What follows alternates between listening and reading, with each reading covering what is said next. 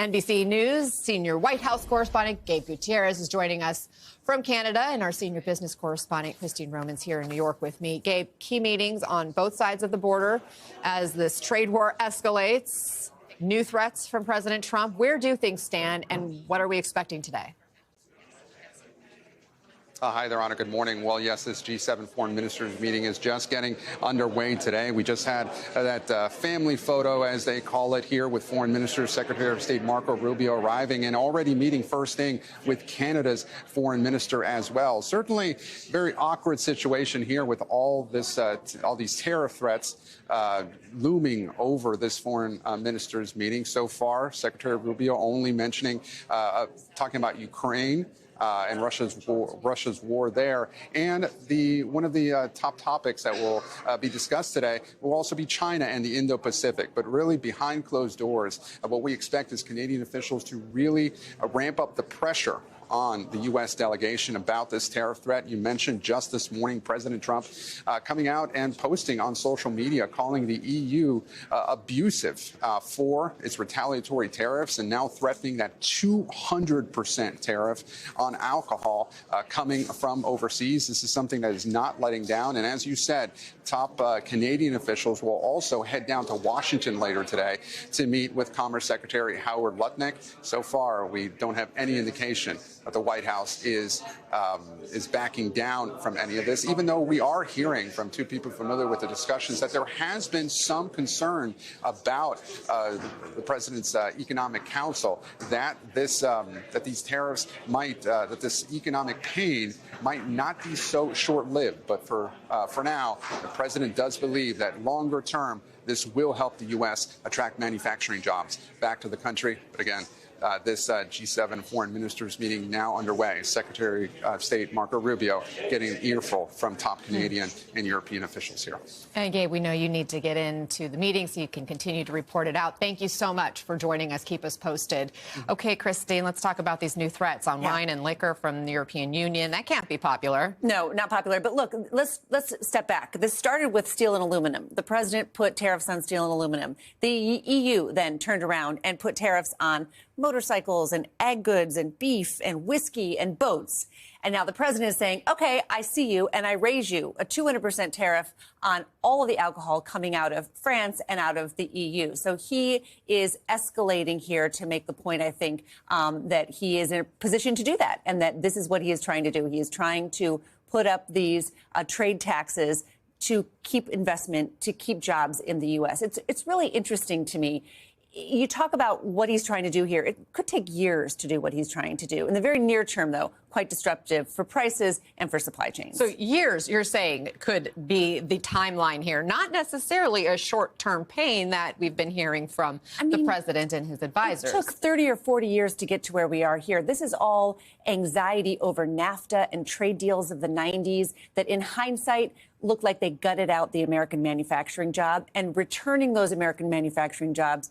I mean, it took 30 years to lose them. How long will it take to bring that back, if that is really what he has the fortitude to do here? So it's a long-term process. The market's not liking these latest moves this morning, down again. I feel like it's Groundhog Day. We've been saying this every single day. They don't like uncertainty. Businesses don't like uncertainty. Everyday people don't like uncertainty. But the president continues to defend these tariff, trade war moves, all the back and forth. Listen.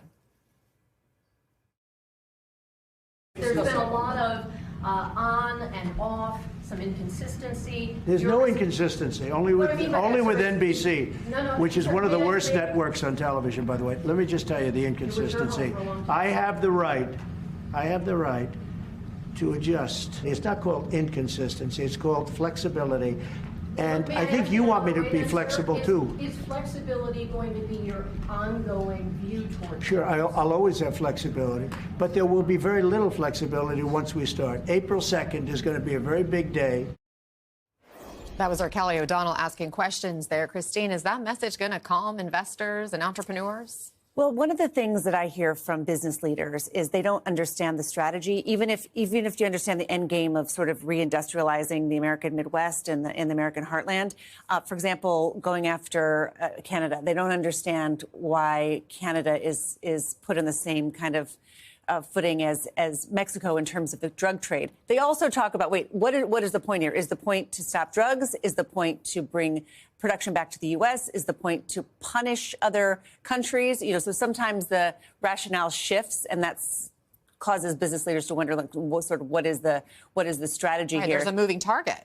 Exactly. But the president, I think, is adamant about this. And those of us who've covered him for years in, New York before he was, presidential candidate or even talking about the presidency, he has talked about the American auto industry, that he prefers cars to be made in America, right? He likes things made in America. It's almost hearkening back to maybe the 1950s, before these big trade deals changed the face of American manufacturing and that globalization was the end result. And you've heard Scott Bessent, his Treasury Secretary, saying the American dream is not being able to buy cheap stuff. I'm paraphrasing, and he'll be speaking here in a moment with our colleague Sarah Eisen. But, the chasing cheap stuff is sort of what got us here, and they want good jobs. And the president thinks this is the strategy to try to restore that. Okay, Christine Romans, thank you so much for helping us make sense, or trying to make sense of it all. And joining us now is MSNBC political analyst, former Republican governor of Ohio, John Kasich, and former advisor to the Clinton, Biden, and Harris campaigns, Adrian Elrod, who also served in the Biden administration.